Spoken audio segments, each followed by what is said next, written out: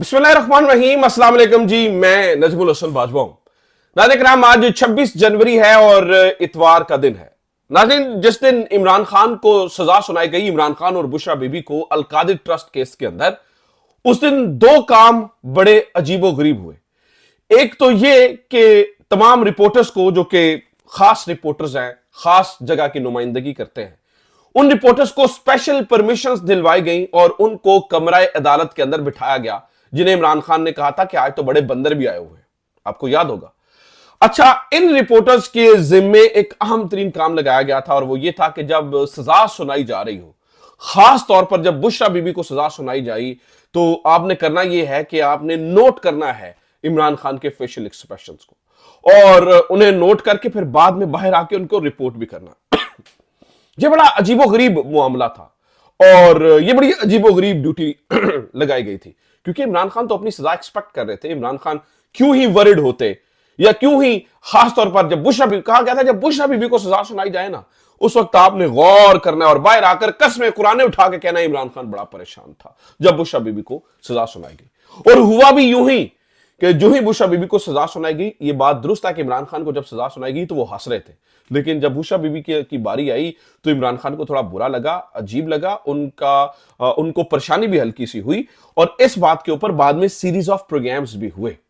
अब ये बड़ी अजीबोगरीब बात थी, बहुत ही अजीबोगरीब। यानी इमरान खान के इस एक्सप्रेशन को नोट करने के लिए इतना सारा एहतमाम करने की क्या जरूरत थी और लोगों को कसम कुराने उठाने की क्या जरूरत थी। उस दिन एक अजीब काम और हुआ कि जब इमरान खान को सजा सुनाई गई तो इमरान खान ने फौरी तौर पर कहा कि ये जनरल याहिया पार्ट 2 है और दिस एंड दैट, और एस्टैब्लिशमेंट को रगड़ दिया और बहुत बुरी तरह से रगड़ा। और ना सिर्फ रगड़ा, और मैं सोच रहा था कि यार अंदर खाते हमें पता है बातचीत चल रही है, मुज़ाकरात हो रहे हैं, बहुत सारी चीजें हो रही हैं, तो ये जो है ना वो अचानक इस तरह की बात समझ में नहीं आती। और उसके बाद हमने ये देखा, उस सजा के बाद इमरान खान ने फौरी तौर पर अपनी टीम बदल दी। यानी हमने ये देखा जुनैद अकबर आ गए, उधर पंजाब में लोग तब्दील हो गए, इधर पता चला जी सीएम केपी के भी तब्दीली की बातें हो रही हैं। माफ कीजिएगा, आतिफ खान की आवाजें सुनाई देने लगी। कुछ इस तरह की सिचुएशन जो है वो बनती हुई हमें नजर आने लगी कि गड़बड़ हो रही है। ये सब कुछ क्या, क्यों और किस तरह से हुआ, नाज़रीन कराम, इसके पीछे एक राज छुपा था।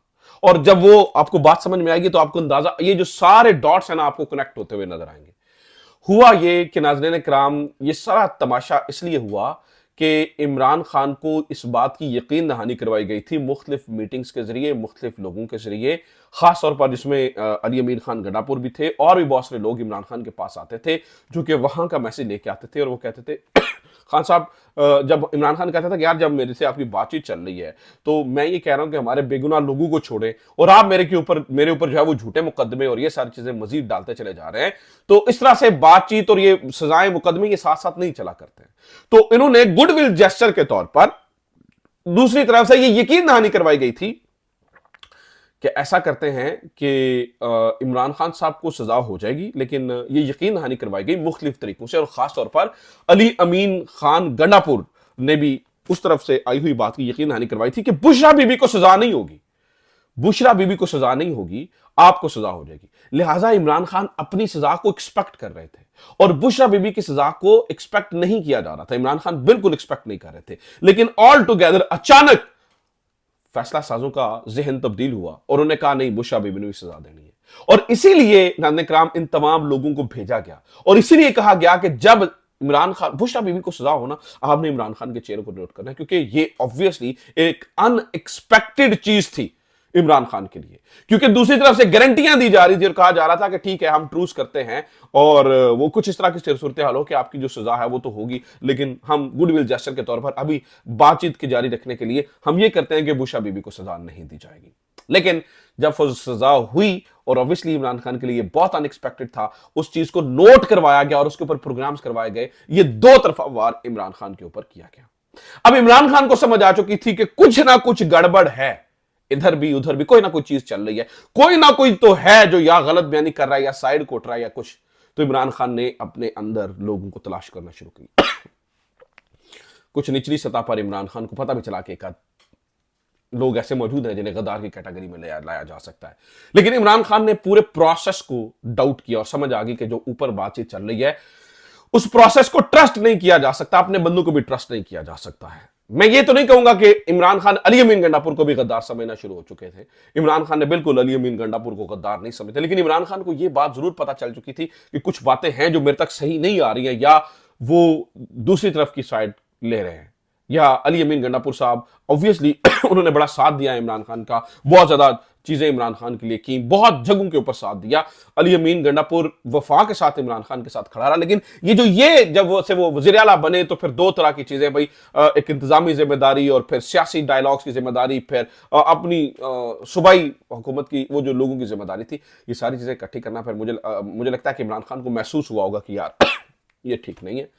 इसलिए इमरान खान ने कहा कि फौरी तौर के ऊपर हर चीज को तब्दील कर दिया जाए। इमरान खान ने अपने आप को वो डिस्कशन वाले वो बातचीत वाले मामले से निकालकर फिर चौथा गियर लाया, बल्कि पंजवां गियर लाया, और पांचवें गियर में डालकर उन्होंने कहा भाई अब जो है वो मामला डायलॉग से नहीं होगा। इमरान खान जवाबी एक मैसेज देना चाहते थे, इस बात को समझिए। इमरान खान जवाबी एक मैसेज देना चाहते थे, इसलिए उन्होंने मुक्तदरा की तरफ से आए हुए सबसे बड़े नुमाइंदे को फारिग कर दिया।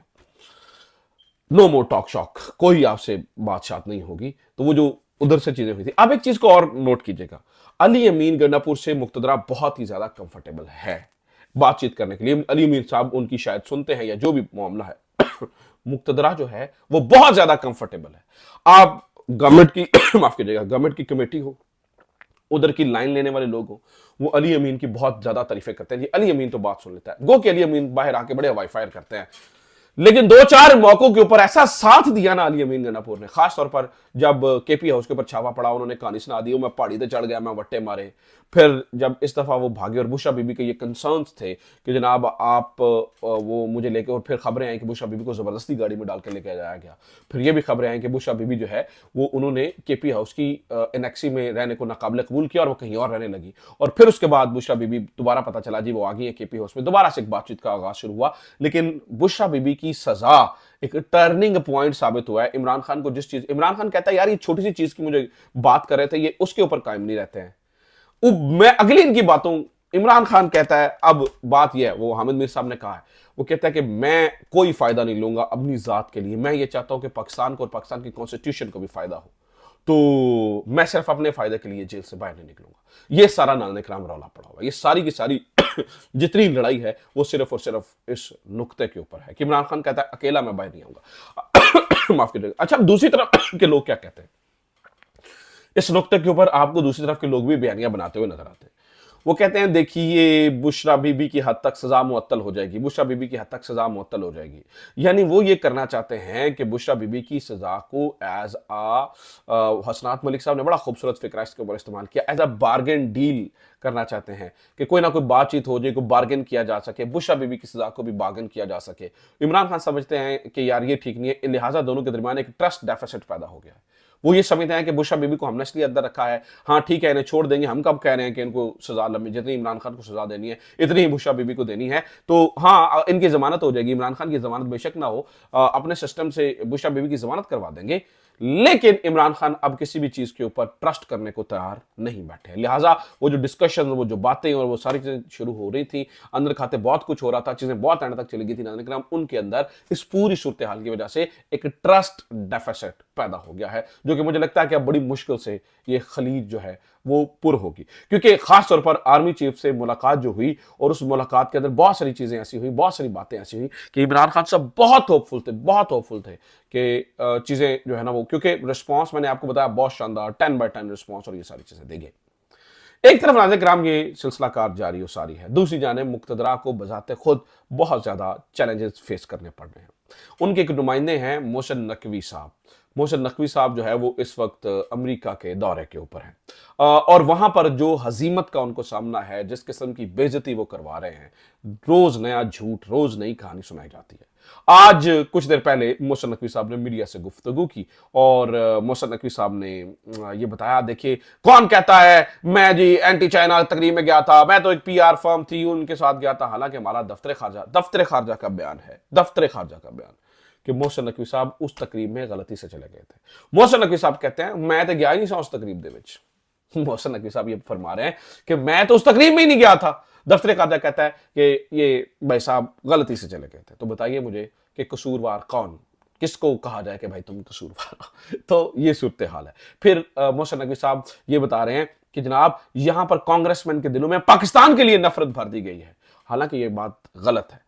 मौजूद यानी कि कांग्रेसमैन के दिलों के अंदर मौजूदा रेजीम के लिए नफरत हो सकती है, पाकिस्तान के लिए नफरत नहीं हो सकती। पाकिस्तान एज अ मुल्क, एज अ स्टेट के खिलाफ कोई भी काम नहीं कर रहा है और ना किसी को करना चाहिए। मौजूदा रेजीम के खिलाफ हो सकती है, मौजूदा रेजीम के खिलाफ नफरत हो सकती है उनके दिलों में, लेकिन ये द लफ्ज चबा चबा कर मोहसिन नकवी का ये कहना कि इनके दिलों में नफरत भरी हुई है, इस बात का सबूत है कि जब ये कांग्रेसमैन से, सेनेटर से मिले हैं, अगर उन्हें ला पा के हाथ पढ़ाई है, ठीक है, लापा के अगलू ने हाथ पढ़ाई है। इस नाकामी का मुंह बोलता सबूत है मोहसिन नकवी साहब, जो आज आके कैमरे के सामने कह रहे हैं जी वो हो गया जी, वो हो गया जी, फलाना हो गया, ढिमकाना हो गया। तो चीजें इस तरह से नहीं है, चीजें अब किसी और डगर पे जो है वो चलती हुई नजर आ रही है। बहुत मोहसिन नकवी को बहुत ही शदीद झटका लगा है, बहुत ही शदीद झटका लगा है। मोहसिन नकवी के लिए तो परेशान कुन सूरत हाल है, बहुत ही अजीबोगरीब मामला है। अच्छा, एक और खबर सुन लीजिए। मौजूदा रेजिम के लिए एक और खबर है कि कल सोमवार का दिन बहुत इंपॉर्टेंट दिन होगा। मंसूर अली शाह साहब एक बड़ा फैसला करने जा रहे हैं। आपको पता है जी, 6 रुकनी बेंच बैठा हुआ है और उन्होंने मोहसिन नकवी, जो मंसूर अली शाह साहब हैं, उन्होंने जो नोटिस जारी किया हुआ है उसके ऊपर वो बैठने वाले हैं। उसके बैठने से पहले पहले सुबह जो मंसूर अली शाह साहब हैं वो इसके ऊपर अपना फैसला सुनाने वाले हैं और वो सबको लम्हा पा देंगे। मैं आपको बता दूं, कल का जो फैसला आएगा वो बहुत ही अहम तरीन फैसला नाज़रीन इकराम हो सकता है। बहुत ही अहम तरीन चीज़ें इसके अंदर हो सकती हैं। तो बहुत अहम और मज़ेदार किस्म की सूरत हाल पाकिस्तान में पैदा होने वाली है। देखते जाइए होता है क्या। अपना ख्याल रखिए। खुदा हाफिज़। पाकिस्तान जिंदाबाद।